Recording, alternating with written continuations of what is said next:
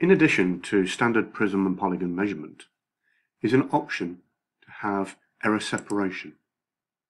Here we take a number of measurements on the same polygon, rotating it each time by the distance of the faces apart.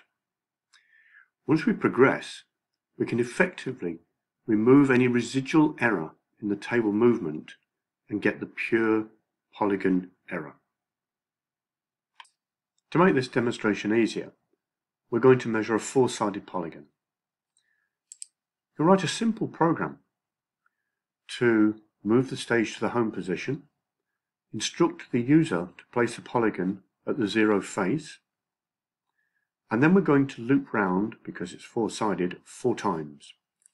We move home, we read the data, and move by 90 degrees to 90 degrees, read the data, move forward again by 90 to 180, read the data, move forward by 90, read the data, and the last time we must move forward to the original start place, so we must read both 0 and 360 and read the data. We then move home and go back to the beginning and instruct the operator to rotate the polygon through 90 degrees and relock it down. We then loop round and do this 4 times. Let's run the program. You'll see here it is instructing you, telling you what is actually happening. So the first move is to home the stage.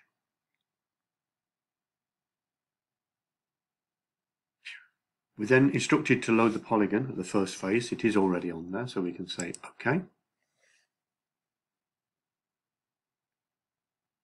We do another home. I put an extra home in just for safety because I've touched the stage by hand and I want to make sure nothing's moved, so I just do another home for safety. It reads the first set of data.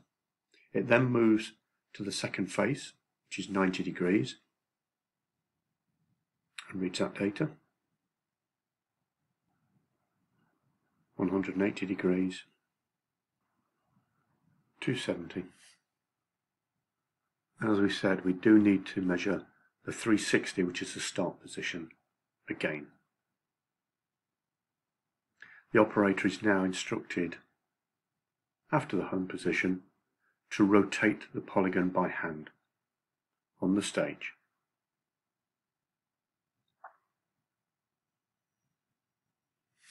So we can undo the polygon, rotate it to 90 degrees. See the collimator.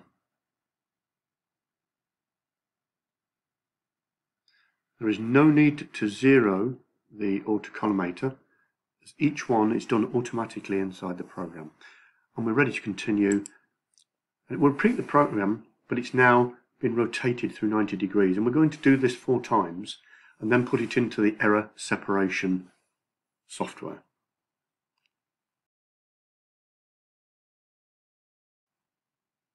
Okay, so we now have 4 sets of results for each of the faces being rotated.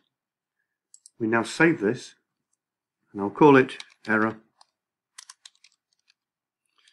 separation, so we can bring that into the analysis software.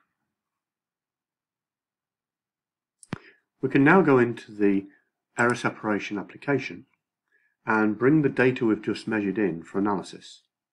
Here we set the number of faces on the polygon. We measured clockwise, and we go and look for the file we've just saved. Error separation. We're bringing that data. All we do now is press calculate.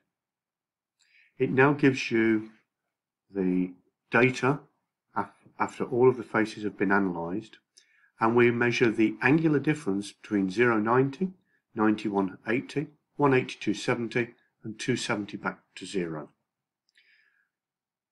The other way of looking at the data is everything referenced to 0, 0 to 90, 0 to 180, and 0 to 270.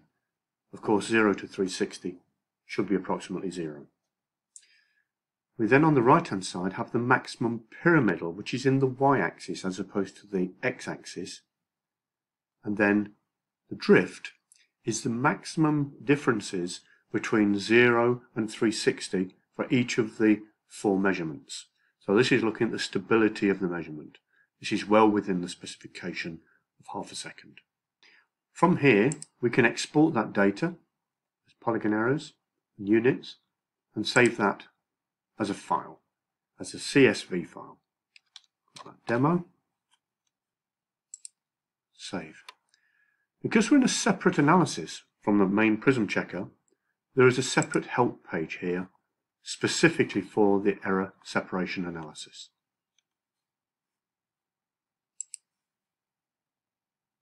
To return, go back.